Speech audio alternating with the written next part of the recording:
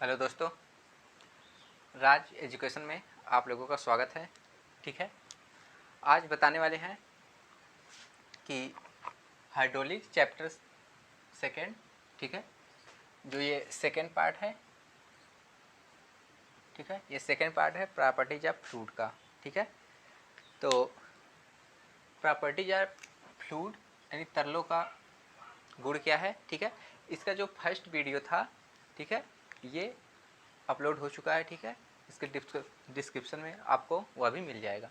ठीक है, तो हाइड्रोलिक्स जो दूसरा चैप्टर है, ठीक है, उसमें एक वीडियो अपलोड हो चुकी है। ठीक है, ये सेकंड वीडियो है, सेकंड पार्ट है यानी सेकंड वीडियो है, जो कि आपको बताए थे फर्स्ट वीडियो में कि ये पूरा 3 लेक्चर होगा। ठीक है, जो 2 इसकी पूरी थ्योरी होगी और जो तीसरा होगा, ठीक है, इसमें न्यूमेरिकल होगा। ठीक है, तो प्रॉपर्टीज ऑफ फ्लूइड में हम कुछ जो प्रॉपर्टीज थी फ्लूइड की, उसकी चर्चा फर्स्ट वीडियो में कर चुके हैं। ठीक है, आप देख सकते हैं। ठीक है, इसकी जो बाकी जो जितनी वीडियो बची थी सेकेंड में है। ठीक है, इसका जो न्यूमेरिकल होगा, जो कि क्वेश्चन आता है एग्जाम में, उसके लिए थर्ड वीडियो रहेगा। ठीक है, तो सेकेंड वीडियो स्टार्ट करते हैं बिना रुके से पहले। ठीक है, अब इसमें जो आज स्टार्ट करना है, ये हाइड्रोलिक्स चैप्टर सेकेंड का सेकेंड पार्ट है यानी सेकेंड वीडियो है। ठीक है, इसमें हमको आज स्टार्ट करना है जो 7वें नंबर की आपकी प्रॉपर्टीज है सिलेबस के अकॉर्डिंग। ठीक है, सिविल थर्ड सेमेस्टर वालों के लिए हाइड्रोलिक में ये है कंप्रेसिबिलिटी। ठीक है, यानी संपीड्यता। ठीक है, कंप्रेसिबिलिटी एक संपीड्यता।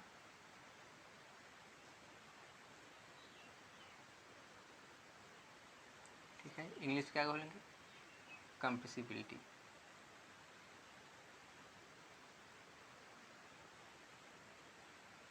कंप्रेसिबिलिटी। अब बात है एक कंप्रेसिबिलिटी होता क्या है, यानी संपीड्यता।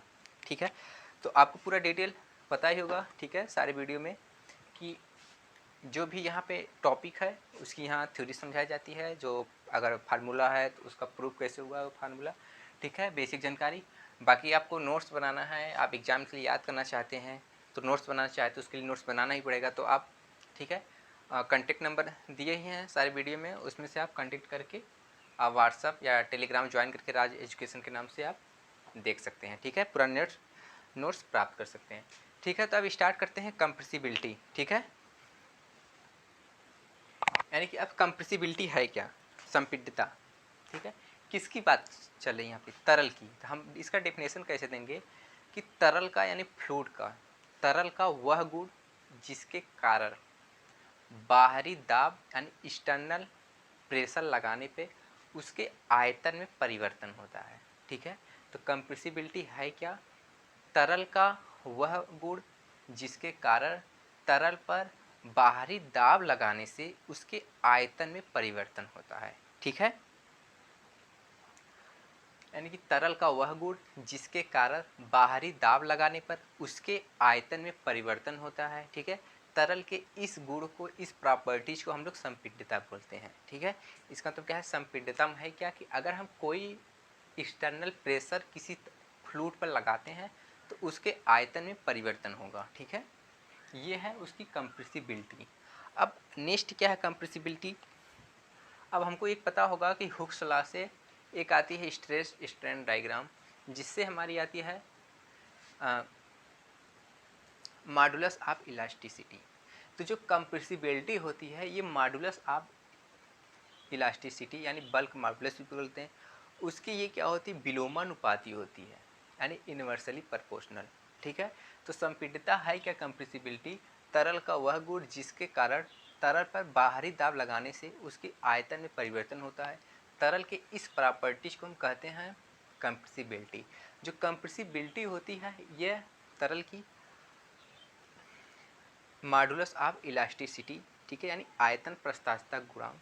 ठीक है, उसके क्या होते हैं, इन्वर्सली प्रोपोर्शनल होती है यानी विलोमानुपाती होती है। ठीक है, तो ये अब इसको समझते कैसे हैं। ठीक है, जिससे क्या है कि ये कोई क्या है, एक मान लेते हैं कोई यहाँ प्रॉपर्टीज आप फ्लूइड पढ़े हैं तो फ्लूइड ही देंगे। अब ये कोई फ्लूइड है। ठीक है, अब करना मान लेते हैं इसमें कोई हम प्रेशर लगाएं, ठीक है। मान लेते प्रेशर क्या है, P है। P हम जब प्रेशर लगाएं तो प्रेशर लगाने से पहले क्या है, इसका मान लेते हैं वॉल्यूम क्या है, V है, ठीक है। इसका वॉल्यूम क्या है, V है। और जब प्रेशर लगाएंगे तो अब हमारी अगर कंप्रेसिबिलिटी इसकी प्रॉपर्टीज देखते हैं, कंप्रेसिबिलिटी में है क्या कि प्रेशर लगाने पे उसके आयतन में परिवर्तन होता है। तो मान लेते हैं इसका आयतन पहले ये था, अब कुछ ये कम हो गया, ठीक, कंप्रेस हो गया, ठीक है। फिर फोर्स को हम और बढ़ाए, ये हो गया, ठीक है। फिर फोर्स बढ़ाए तो ये हो गया, ठीक है। इसका मतलब क्या है कि जैसे जैसे हम प्रेशर को बढ़ाते जा रहे हैं, ठीक है, एक्सटर्नल प्रेशर, जैसे जैसे एक्सटर्नल प्रेशर बढ़ाते जा रहे हैं तो ये इसकी वॉल्यूम क्या हो रही है, ये कम हो रही है। तो वॉल्यूम में कमी क्या है, मान लेते हैं पहले क्या थी वॉल्यूम इसकी, V थी, अब क्या है वॉल्यूम इसका, dV है, ठीक है। तो वॉल्यूम में चेंज क्या कहते हैं, आयतन विकृति कहते हैं, ठीक है। और जो प्रेशर थी पहले क्या थी, P थी, लेकिन अब क्या हो जाएगी, जब आप चेंज कर रहे हैं, बढ़ाते बढ़ाते जा रहे हैं, तो इसको हम क्या बोलेंगे, dP बोल सकते हैं, ठीक है, dP। तो अब जो पहले हम समझते हैं कि मॉडुलस ऑफ इलास्टिसिटी है क्या। तो मॉडुलस ऑफ इलास्टिसिटी अगर हमको मिल जाती है तो उसी का हम इन्वर्सली कर देंगे तो हमको कंप्रेसिबिलिटी मिल जाएगी। तो समझते हैं कि ये मॉडुलस ऑफ इलास्टिसिटी होता क्या है। ये होता है स्ट्रेस, ठीक है, स्ट्रेस बटे, ठीक है, यानी प्रतिबल बटे, हुक्स लॉ क्या कहता है, प्रतिबल बटे विकृति, ठीक है। अब ये विकृति कौन है, आयतन विकृति है, ठीक है, आयतन विकृति। तो इसको हम वॉल्यूमेट्रिक स्ट्रेन, ठीक है। ये क्या है, ये है, ठीक है। तो मॉडुलस ऑफ इलास्टिसिटी को हम लोग रिप्रेजेंट करते हैं K से, ठीक है। K, ये K बराबर होता है क्या है, स्ट्रेस अपान वॉल्यूमेट्रिक स्ट्रेन, यानी कि प्रतिबल बटे आयतन विकृति, ठीक है। अब यहाँ प्रतिबल कौन क्या है, ये P है, नहीं, ये प्रतिबल क्या है, प्रतिबल यहाँ पे हमारे क्या लग रहा है, dP, ठीक है, क्योंकि हम बढ़ाते जा रहे हैं, बढ़ाते जा रहे हैं, बढ़ाते जा रहे हैं। तो ये इसका यहाँ पे प्रतिबल क्या होगा, dP, ठीक है। और वॉल्यूमेट्रिक स्ट्रेन क्या होगा, इसमें आयतन विकृति। तो आयतन विकृति क्या होगा कि पहले आयतन कितना था, V, अब आयतन कितना हो गया, dV, ठीक है। पहले आयतन कितना था, V, परिवर्तन क्या है ऊपर, ठीक है। तो आयतन विकृति क्या होगा, वॉल्यूमेट्रिक स्ट्रेन dV अपान V, ठीक है। V क्या है, पहले V थी, लेकिन जैसे प्रेशर एक्सटर्नल प्रेशर देते जा रहे हैं, देते जा रहे हैं, क्या हो रही है, dV हो जा रही है, कम हो गई, ठीक है। यहाँ देखते हैं पहले V थी फिर कम हो गई।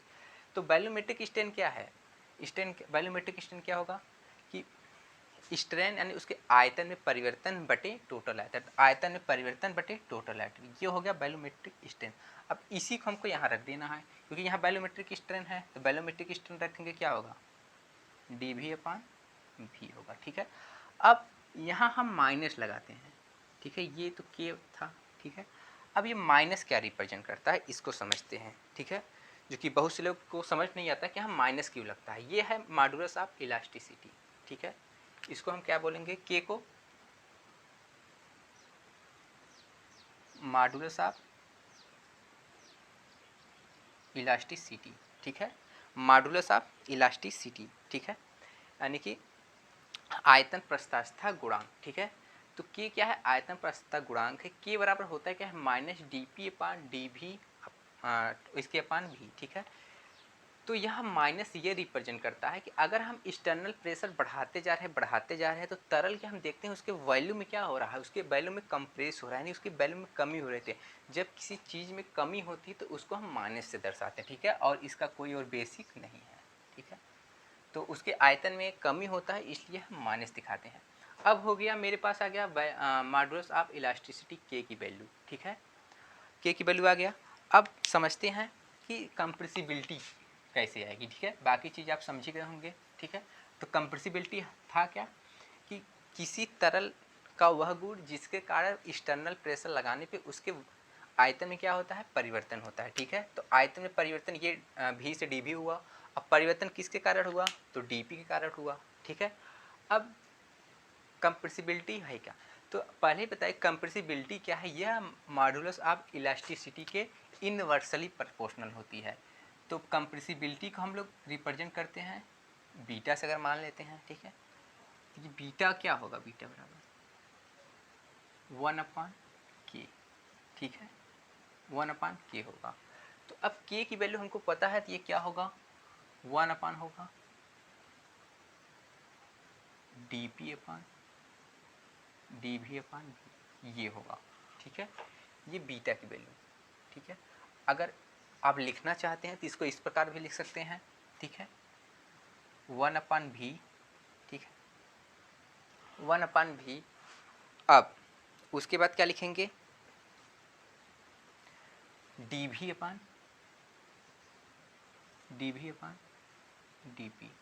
ठीक है। यह माइनस ये क्या है, बीटा की वैल्यू।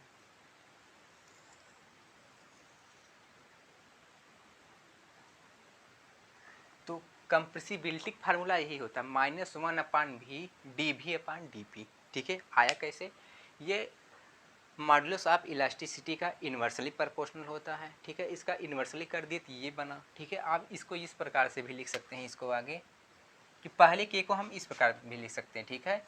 ये हो जाएगा dp/v/dv, ठीक है। इसको इस प्रकार से भी लिख सकते हैं। अब जब बटे करेंगे तो क्या चलेगा, dv कहाँ चला जाएगा, ऊपर, और नीचे क्या बचेगा, dp/dv बचेगा।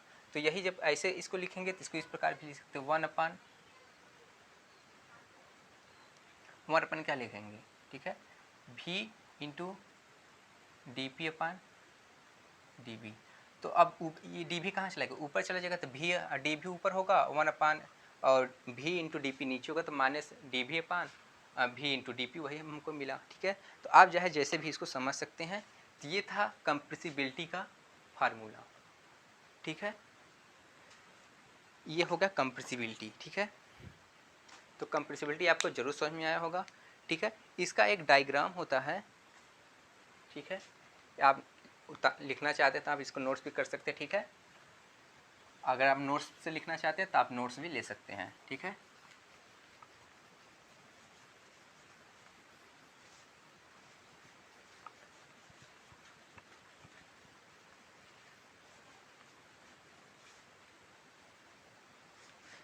इसका एक डायग्राम बनता है ये, ठीक है, ये, ठीक है। ये है क्या, ये क्या है, ये स्ट्रेस है, यहाँ स्ट्रेन है, यहाँ क्या है, स्ट्रेन है, ठीक है। ये स्ट्रेस स्ट्रेन, ठीक है, स्ट्रेस डायग्राम है। इसमें क्या है कि पहले बताया कि जैसे जैसे हमारा प्रेशर बढ़ता है क्या होता है कि उसकी वॉल्यूम कम होती है। मान लेते हैं इस पर प्रेशर क्या है, भी 0 है, तो इसकी वॉल्यूम क्या है, ये पूरी जो स्ट्रेन है ये पूरी है, ठीक है। अब मान लेते हैं प्रेशर यहाँ पे हो गया 5, समझ लेते हैं, तो इसकी स्ट्रेन कुछ कम हो जाती है, ठीक है, यहाँ हो गई, ठीक है। फिर ये बढ़ा, ठीक है, फिर ये और कम हो गई, फिर ये यहाँ बढ़ा तो यहाँ कम हो गई, फिर ये यहाँ बढ़ा ये भी क्या हो गई, और कम हो गई, ठीक है। तो ये डायग्राम क्या बनता है, ऐसे बन गई, ठीक है। तो ये हम जब स्ट्रेस बढ़ा रहे हैं, स्ट्रेस ही क्या है, प्रेशर है, तो जब प्रेशर बढ़ा है तो स्ट्रेन क्या हो रही है, स्ट्रेस भी इसके साथ बढ़ रही है, ठीक है। तो ये क्या है, पहले कितना थी, इस पे थी, ठीक है। तो ये पूरा टोटल क्या हो जाती है, dp, ठीक है। ये क्या होगा, dv। ये कंप्रेसिबिलिटी का डायग्राम होता है, ठीक है। पहले प्रेशर क्या था, 0 था, तो ये क्या है, मैक्सिमम है, ठीक है। जब प्रेशर मान लेते 5 हुआ तो ये इस पॉइंट पे आ गया, कम हुआ। फिर मान लेते प्रेशर 10 हुआ, ठीक है, 10 न्यूटन पर मीटर स्क्वायर हुआ, तो ये क्या हुआ, यहाँ आ गया। फिर यहाँ 15 हुआ तो ये और कम हो गया, ठीक है। ये 20 होगा तो ये और ऐसे कम होते ऐसे ही चला जाएगा, ठीक है। तो ये थी कंप्रेसिबिलिटी की डायग्राम। देख रहे जैसे हमारा प्रेशर बढ़ा ये वैसे ये क्या हो रहा है, ये इसके साथ भी कम हो रहा है, ठीक है। ऐसे कम होते होते ये अब कहाँ आ गया, एक प्रकार से रियल में देखें यहाँ आ गया, फिर ये यहाँ पॉइंट पे आ गया, फिर ये यहाँ, फिर ऐसे यहाँ आएगा, डायग्राम और कुछ होगा, ठीक है।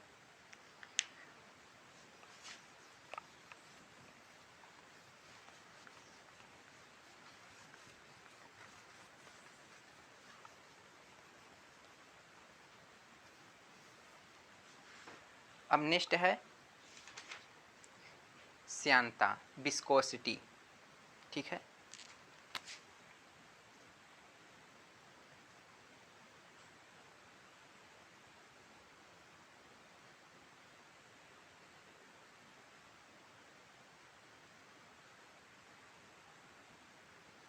विस्कोसिटी, अब विस्कोसिटी क्या है, ठीक है। जो फ्लूइड की नेक्स्ट प्रॉपर्टी है ये क्या है, विस्कोसिटी। अब बात आती है विस्कोसिटी क्या है, ठीक है। श्यानता,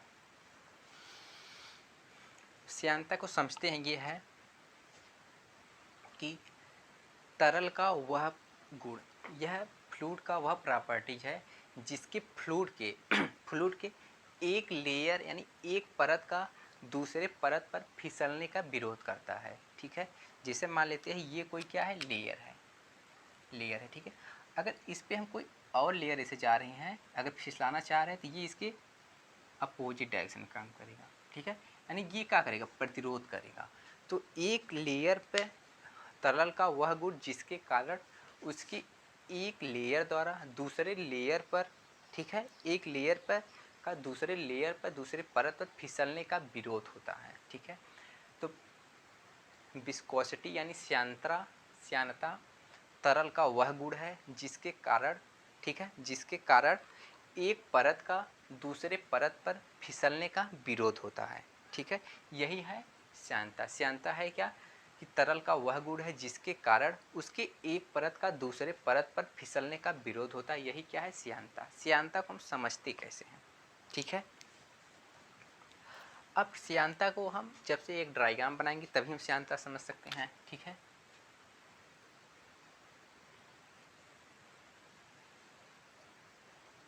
ये है, ठीक है।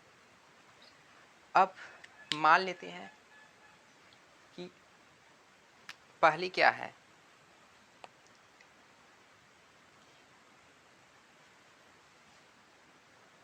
ठीक है। लगता है आप लोगों को ये दिखाई नहीं देता, ठीक है।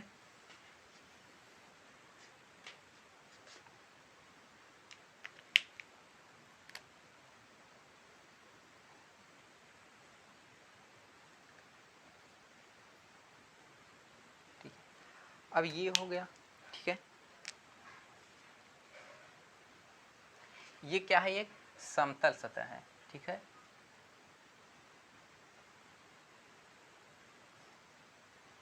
ये कोई समतल सतह है ना। तो इस पर पहले क्या है, इस पे कुछ भी अभी नहीं है, ठीक है। मान लेते हैं कि कोई लेयर है, कोई फ्लूइड है, ठीक है।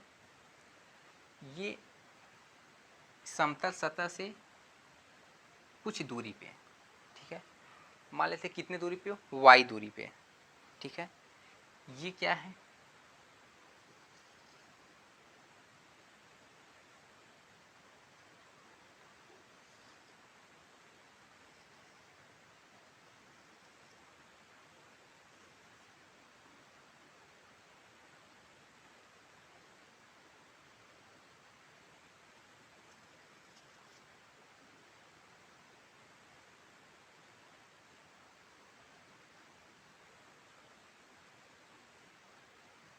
ये लेयर है मान लेते हैं, ठीक है। तो इसको हम समझते कैसे, श्यानता माना समतल सतह से वाई डिस्टेंस पे, ठीक है। वाई डिस्टेंस पे किसी तरल की बहने की जो इसकी वेलोसिटी, इसकी गति क्या है, मान लेते हैं ये भी है, ठीक है। ये क्या है, भी है, ठीक है। वाई डिस्टेंस पे किसी फ्लूइड की वेलोसिटी क्या है, गति कितना है, मान लेते हैं भी है, ठीक है। अब डी वाई डिस्टेंस से मान लेते हैं, ये डिस्टेंस क्या है, मान लेते हैं डी वाई है, यानी वाई डिस्टेंस में किया गया परिवर्तन। जब दूरी थोड़ा सा और हम बढ़ाते हैं, ये वाई हम यहाँ भी ले सकते हैं, यहाँ भी ले सकते हैं, ठीक है। आपकी मर्जी, आप कहीं से भी ये समझ सकते हैं। तो इसकी जो, ठीक है, अब डिस्टेंस क्या हो गया समतल सतह से, टोटल अगर देखेंगे तो क्या हो जाएगी, टोटल, ठीक है। टोटल को यहाँ अगर लिख सकते हैं, टोटल डिस्टेंस क्या हो जाएगी, वाई प्लस डी वाई, ठीक है। अब यहाँ पे, यहाँ तक पहुँच गई, यहाँ पे वेलोसिटी क्या होगी, भी, तो यहाँ होगी भी प्लस डी भी, ठीक है। ये क्या है, भी है। इस वेलोसिटी में जब वाई डिस्टेंस चलें तो वाई डिस्टेंस के कारण जो परिवर्तन हुआ डी वाई के कारण वो परिवर्तन क्या है, वो डी भी है। ठीक है, तो हम कहेंगे क्या, माना किसी समतल सतह से वाई डिस्टेंस पे किसी तरल की वेलोसिटी गति कितना है, मान लेते हैं भी है, उससे डी वाई डिस्टेंस पे इसकी गति क्या हो जाती है, भी प्लस डी भी हो जाती है। यानी कि Y plus D Y distance पे इसकी वेलोसिटी कितना हो जाती है, भी प्लस डी भी। ठीक है, ये हो जाती है। अब पहले क्या थी, सब जीरो है, जब डिस्टेंस क्या है, जीरो है। ठीक है, तो इसकी वेलोसिटी भी क्या है, जीरो है। जब डिस्टेंस यहाँ तक पहुँचे, ठीक है, तो ये भी हो, ये थोड़ा सा बढ़ गई। फिर जब यहाँ पे पहुँचते हैं तो देखते हैं जब यहाँ पहुँचे तो ये भी क्या हुई, थोड़ी बढ़ गई ये। ठीक है, यहाँ पे y भी पहुँची तो ये और बढ़ गई। अब इसमें परिवर्तन डिस्टेंस में हम y कर दे रहे हैं, dy, तो ये डिस्टेंस टोटल क्या हो गई, d प्लस डी वाई हो गई। ठीक है, तो इसकी वेलोसिटी क्या होगी, ये भी थी और इसमें कितना परिवर्तन हुआ। ठीक है, ये कितना परिवर्तन हुआ, ये डी भी हुआ। अब ये टोटल कितना हो गई, भी प्लस डी भी हो गई। ठीक है, अब नेक्स्ट है, अब समतल सतह पे किसी द्रव की वेलोसिटी क्या होती है। ठीक है, किसी समतल सतह पर, ठीक है, किसी समतल सतह पर, ठीक है, किसी समतल सतह पर, ठीक है, द्रव की वेलोसिटी यानी गति क्या है, जीरो। ठीक है, अगर आपसे कोई पूछता है, किसी एग्जाम में पूछता है कि किसी एक सरफेस समतल है वो, ठीक है, एकदम प्लेन है, प्लेन सरफेस पर किसी फ्लूइड की वेलोसिटी क्या होगी, तो वो जीरो होगी, यहाँ जीरो है। ठीक है, फिर जैसे जैसे डिस्टेंस बढ़ेगी समतल सतह से वैसे से इसकी वेलोसिटी बढ़ती जा रही है। तो वाई डिस्टेंस पे वेलोसिटी भी है, वाई प्लस डी वाई पे भी प्लस डी भी है। ठीक है, अब क्या है कि जब एक परत दूसरी परत पे अगर फिसलता है, इसके अंदर एक आंतरिक घर्षण प्रतिबल उत्पन्न होता है जिसको हम लोग टाउ कहते हैं। ठीक है, मान लेते हैं कि जब एक परत दूसरी परत पे फिसलने किया प्रयास, तो इनके मध्य क्या है कि एक आंतरिक घर्षण प्रतिबल जिसको हम लोग टाउ कहते हैं उत्पन्न होता है। यह टाउ करता क्या है, ठीक है, यह टाउ करता क्या है कि अगर हम कहें दोनों परत के वेलोसिटी में कितने का अंतर है, तो डी भी का अंतर है, और डिस्टेंस का कितने का अंतर है दोनों परत में, तो डी वाई का है। अब है क्या, ठीक है, अब नेक्स्ट हमको यह करना है कि इन दोनों परत में, इस परत और इस परत में मान लेते हैं एक आंतरिक घर्षण प्रतिबल, ठीक है, जिसको हम टाउ का नाम दे सकते हैं, टी भी दे सकते हैं, कुछ भी नाम दे सकते हैं। मान लेते हैं ये कोई स्ट्रेस उत्पन्न हो गया। ठीक है, अब ये स्ट्रेस करेगा क्या, ठीक है, यह स्ट्रेस जो है ये इसके द्वारा ऊपरी परत निचली परत को, ठीक है, ये दाईं ओर, ठीक है, क्या करेगा ये, ठीक है, ये जो ये लेयर है, ये लेयर अपने से निचली परत को, या अगर इस लेयर को लेते हैं तो यह लेयर अपने निचली परत को इस आंतरिक घर्षण द्वारा इस डायरेक्शन में ले जाने का प्रयास करेगा। ठीक है, तथा जो निचली परत है, निचली परत क्या करेगा, ऊपरी परत को, निचली परत ऊपरी परत को बाईं साइड यानी बाएं दिशा में ले जाने का प्रयास करेगा।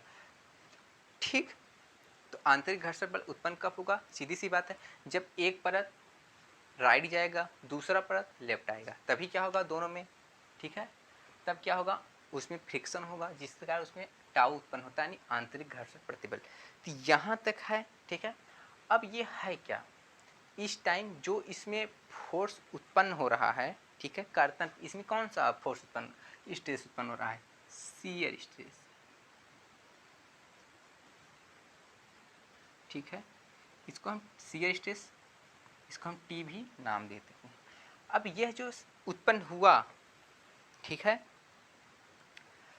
ये जो टी कर्तन प्रतिबल उत्पन्न हो रहा है, यह जो डिस्टेंस y है इसके क्या होता है, ठीक है, इस y की दर के समानुपाती होता है। अगर y बढ़ा तो शियर स्ट्रेस टी क्या करेगा, बढ़ेगा, टाउ भी क्या करेगा, बढ़ेगा।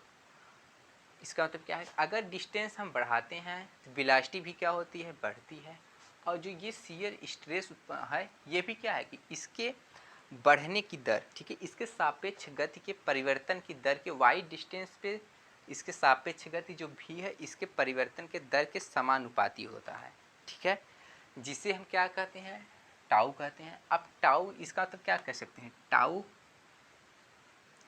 Inversely proportional D V upon D Y, ठीक है। हम कहें क्या, जो टाउ है यह, ठीक है, वाई डिस्टेंस पर, किसी तरल के वाई डिस्टेंस पर उसके गति परिवर्तन कितना है, डी भी।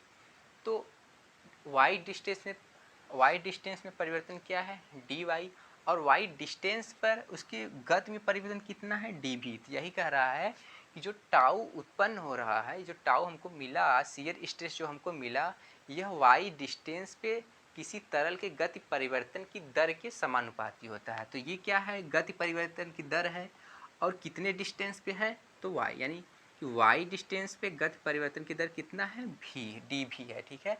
तो डी वाई डिस्टेंस पे, वाई डिस्टेंस मतलब क्या है कि डिस्टेंस में परिवर्तन किए हैं तो वही डी भी है, यानी कि इस डी वाई डिस्टेंस पे गति में परिवर्तन डी भी के समानुपाती होता है, ठीक है। तो डी भी के परिवर्तन के समानुपाती होता है। तो इसको हम क्या कह सकते हैं कि टाउ, ठीक है, इनवर्सली प्रोपोर्शनल डी भी अपान डी वाई, ठीक है।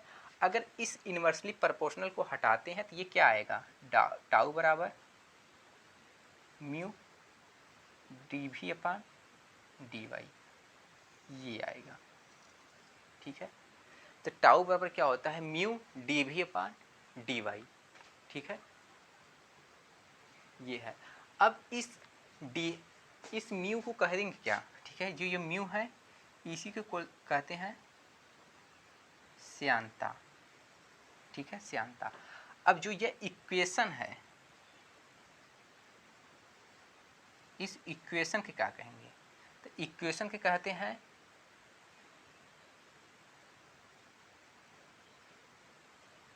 न्यूटन का श्यानता का समीकरण, ठीक है। यहाँ दिखाई नहीं दे रहा होगा, हम ऊपर लिख देते हैं, ठीक है। तो यहाँ तक आप लोगों को इस वीडियो में दिखाई दे रहा होगा कि जो टाउ उत्पन्न हो रही है ये इनवर्सली प्रोपोर्शनल है डी भी अपान डी वाई के। तो इनवर्सली हटाएंगे, यहाँ म्यू आएगा, म्यू क्या है, श्यानता है, ठीक है। अब इसी पूरे इक्वेशन को क्या बोलेंगे, न्यूटन का श्यानता का समीकरण, ठीक है, यही, ठीक है। तो ये था विस्कोसिटी। यकीन है आप लोगों को जरूर समझ में आया होगा विस्कोसिटी है क्या, ठीक है। तो म्यू था क्या, म्यू था, ठीक है, म्यू क्या है, यही श्यानता है, ठीक है, यह श्यानता है। अब जो इक्वेशन आया टाउ बराबर म्यू डी भी अपान डी वाई, यह इक्वेशन क्या है, न्यूटन का श्यानता का समीकरण, ठीक है, यह न्यूटन का श्यानता का समीकरण है, ठीक है। फर्स्ट चैप्टर में ही इसकी डिस्कस हुआ था कि न्यूटोनियन नॉन न्यूटोनियन फ्लूइड क्या होते हैं, ठीक है। तो यहाँ तक श्यानता तक आप लोगों का ख़त्म होता है। श्यानता की अगर एसआई इकाई देखेंगे तो श्यानता का इकाई एसआई होता है पास्कल सेकेंड, या आप कह सकते हैं न्यूटन सेकेंड पर मीटर स्क्वायर, ठीक है। तो ये थी श्यानता तक हुआ। अब आगे आप लोगों का है सरफेस टेंशन,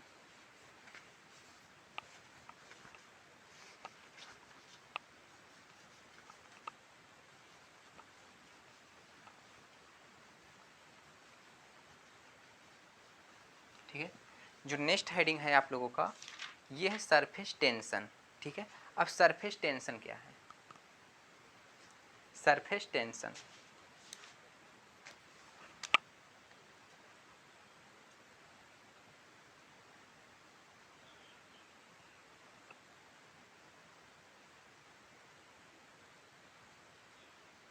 सरफेस टेंशन, ठीक है, यानी कि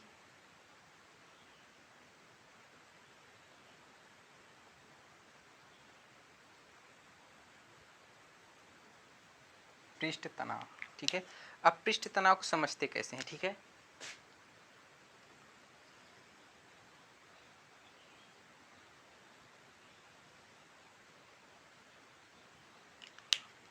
ये मान लेते हैं कोई बर्तन है, ठीक है।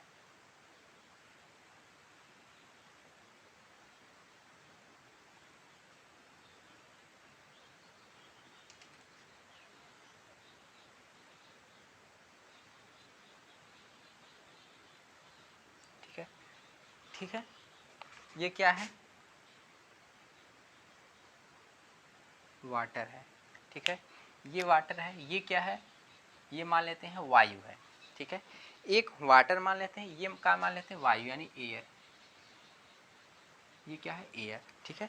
अब सरफेस टेंशन होता क्या है, अब नाम से ही लग रहा है कि सरफेस मतलब पृष्ठ, टेंशन मतलब क्या, तनाव, यानी कि किसी का सरफेस का तनाव, ठीक, यानी किसी की सरफेस का तनाव क्या है, सरफेस टेंशन है। अब किसकी है, यह बात है। मान लेते हैं कि वो गैस और द्रव है, ठीक है। गैस द्रव हो सकता है, ठीक है। वो वायु और द्रव हो सकता है, यानी पानी हो सकता है। तो यहाँ मान लेते हैं कि अगर डिफिनेशन देना होगा तो हम ऐसे देंगे, किसी द्रव, ठीक है, किसी गैस का द्रव तथा या द्रव का पानी के सरफेस के बीच, यानी उनके सरफेस के बीच जो उनका सरफेस होता है उनमें तनाव होता है, तनाव या खिंचाव होता है, ठीक है। तो उसी तनाव या खिंचाव को हम कहते हैं क्या है, सरफेस टेंशन। तो देखते हैं यहाँ क्या है, जल है, ये क्या है, एयर है, ठीक है। तो यहाँ पे दो हुआ, कोई दो पार्ट हुआ, एक क्या हुआ, एयर हुआ, एक क्या हुआ, वाटर हुआ। तो हम यहाँ डिफिनीशन कैसे देंगे, किसी द्रव और वायु के संपर्क सतहों, ठीक है, संपर्क सतहों, ठीक है, द्रव तथा वायु के संपर्क सतहों पर एक खिंचाव होता है, ठीक है। कि संपर्क सतहों पर जो खिंचाव या तनाव होता है उसी को हम सरफेस टेंशन कहते हैं। तो ये जो सरफेस है, ये सरफेस क्या है कि ये जैसे जस्ट नीचे आएंगे तो क्या हमको मिलेगा, वाटर मिलेगा। जस्ट ऊपर जाएंगे तो हमको क्या मिल रहेगा, एयर मिलेगा। तो ये जो सरफेस है ये पूरा, ठीक है, ये सरफेस आपको देखने में खिंचाव जैसा लग रहा है कि वायु भी क्या किया है, वायु भी कुछ अपने साइड खींचा है। वायु के संपर्क सतह क्या है, अपने साइड इस लेयर को खींचा है, सतह को। वाटर भी क्या किया है, अपने साइड खींचा है। तो देखने में भी लग रहा है कि ये एक खिंचाव में है। जो यह खिंचाव में है, इसी ये किस फोर्स पे है, ठीक है, इसमें जो फोर्स होगा वही क्या है, पृष्ठ तनाव है, ठीक है। तो ये जो सरफेस है ये क्या है, यही क्या है, सरफेस टेंशन है, ठीक है। इस टाइम जो फोर्स लग रहा होगा, ठीक है, दोनों के संपर्क सतहों पर जो फोर्स लग रहा होगा वही क्या है, सरफेस टेंशन है, ठीक है। तो सरफेस टेंशन है क्या, द्रव वायु, द्रव तथा वायु के संपर्क सतहों पर एक खिंचाव होता है, इसी को हम लोग सरफेस टेंशन कहते हैं। अब यहाँ द्रव यानी जल, पानी, हवा भी हो सकता है, गैस द्रव भी हो सकता है, ठीक है। तो दोनों के संपर्क सतह खिंचाव में, इसी को हम लोग सरफेस टेंशन बोलते हैं। बाकी सरफेस टेंशन में कुछ भी नहीं है, ठीक है। अब नेक्स्ट क्या है, ससंजन, ठीक है।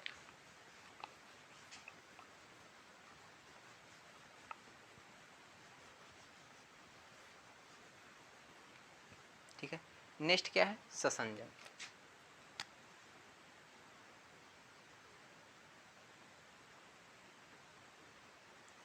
ससंजन यानी कोहेशन।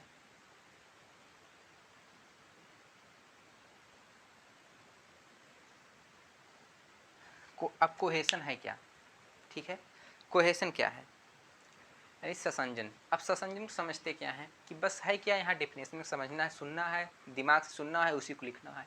ऐसा तो नहीं आप पूरा रटा हुआ चीज़ लिखना, आपको जो हम समझेंगे वही हमको एग्जाम में याद रहेगा, ठीक है। बाकी रटा हुआ चीज़ याद रटेंगे कल भूल जाएंगे। तो ससंजन है क्या, किसी द्रव का या तरल का वह गुण है जो उसके अणुओं के मध्य आकर्षण बल के कारण लगता है, ठीक है। यानी कि द्रव के अणुओं के मध्य लगने वाले आकर्षण बल को हम लोग ससंजन बल कहते हैं, ठीक है। अब उस इसमें है क्या, उसी द्रव, किसी दो द्रव नहीं, कि एक समान अणुओं द्रव के एक समान द्रव के अणुओं के मध्य लगने वाले आकर्षण बल को हम लोग ससंजन बल कहते हैं। ठीक है, इससे पानी क्या है, मान लेते हैं ये क्या है, पानी है, ये क्या है, वाटर है। ठीक है, वाटर है। अब वाटर है तो इसमें क्या है, सारा मालिक्यूल यानी सारा अणु किसके होंगे, वाटर के होंगे। तो वाटर कहता क्या है कि इनमें क्या होगा, ये सब क्या है, ये पूरा पानी भरा है, इसके जो मालिक्यूल होंगे, ठीक है, इसके जो अणु होंगे, इनमें एक आकर्षण बल होगा। तो इन्हीं आकर्षण बल का ये क्या है, आपस में बंधे हैं। अगर जब पानी की जो बूंद बनती है छोटी छोटी, ठीक है, मानते पानी की छोटी छोटी बूंद बनती है कि नहीं, तो मानते एक मालिक्यूल ये है, एक मालिक्यूल है, यही दोनों मिलकर क्या बनाते हैं, पानी की बूंद बनाते हैं। ठीक है, तो अब कह क्या सकते हैं कि पानी के अणु ही बना रहे नहीं पानी की बूंद को, तो कह सकते हैं कि एक समान अणुओं के मध्य, ठीक है, द्रव के समान एक समान द्रव के अणुओं के मध्य लगने वाले आकर्षण बल को हम लोग ससंजन बल कहते हैं। ठीक है, ये थी आपकी ससंजन। ठीक है, पानी का गोल होना, पानी की बूंद बनना, ये ससंजन बल के कारण ही होता है। ठीक है, यानी ससंजन का प्रॉपर्टीज है फ्लूइड की। ठीक है, अब है नेक्स्ट कि आसंजन क्या है।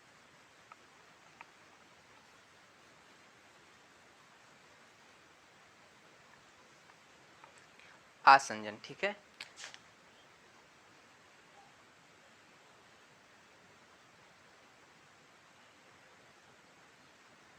एडेशन।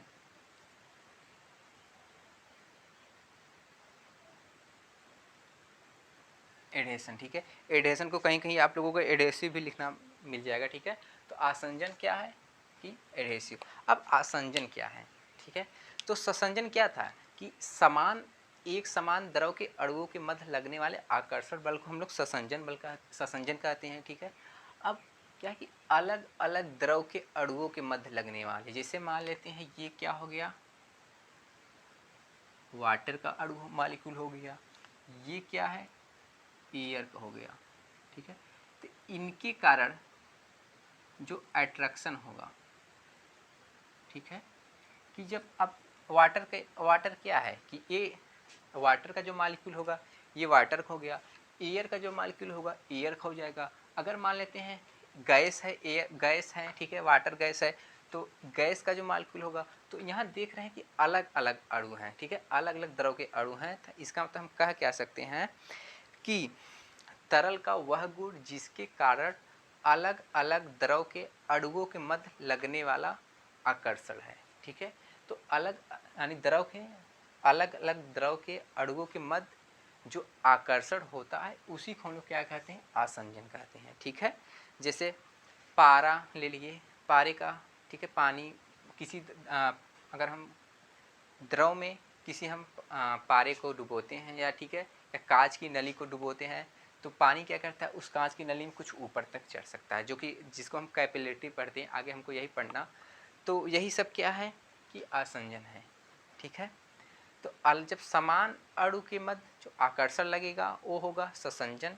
असमान यानी अलग अलग अणुओं के मध्य लगने वाला आकर्षण क्या कहलाएगा, है दोनों अट्रैक्शन ही, लेकिन जो ससंजन है वो समान अणुओं के मध्य लगने वाला है, जो आसंजन है ये असमान अणुओं के मध्य लगने वाला अट्रैक्शन है।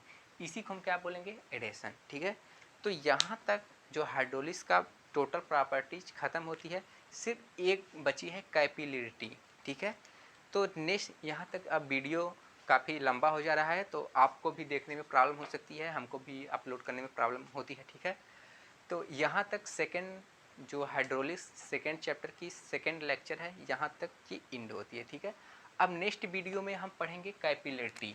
ठीक है, केशिकत्व,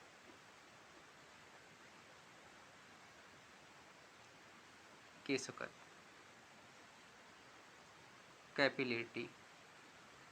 ठीक है, केशिकत्व, अब केशिकत्व है, केशिकत्व समझेंगे, केशिकत्व पे एक फार्मूला है उसको समझेंगे, उसके बाद जो एग्ज़ाम में हम लोग का मोस्ट क्वेश्चन बनता है, ठीक है, उस पर चर्चा करेंगे, और जो न्यूमेरिकल होती है उस पर चर्चा करेंगे। ठीक है, तो यहाँ तक जो भी आज हुआ, कंप्रेसिबिलिटी हुआ, ठीक है, विस्कोसिटी हुआ, सरफेस टेंशन हुआ, ठीक है, और ससंजन हुआ, ठीक है, यानी कोहेशन हुआ, एंड एडेशन हुआ। तो 5-6 टाइप की आपकी ये प्रॉपर्टीज पहले लेक्चर में थी। 5-6 टाइप की प्रॉपर्टीज फ्लूइड की सेकेंड लेक्चर हुआ। एक बचा है कैपिलिटी, जो कि थर्ड लेक्चर में होगा। थर्ड में आपका न्यूमेरिकल होगा और ये होगा, ठीक है। तो ज़रूर है आप लोगों को ये वीडियो अगर अच्छा लगा हो आप लाइक कमेंट जरूर करें, ठीक है। आप एक कमेंट जरूर करें कि ये वीडियो आपको कैसा लगा, ठीक है, ताकि आने वाला वीडियो और इफेक्टिव बनाया जा सके, ठीक है। अगर आप इस चैनल पर नए हैं तो राज एजुकेशन को सब्सक्राइब जरूर करें, ठीक है। Thanks for watching.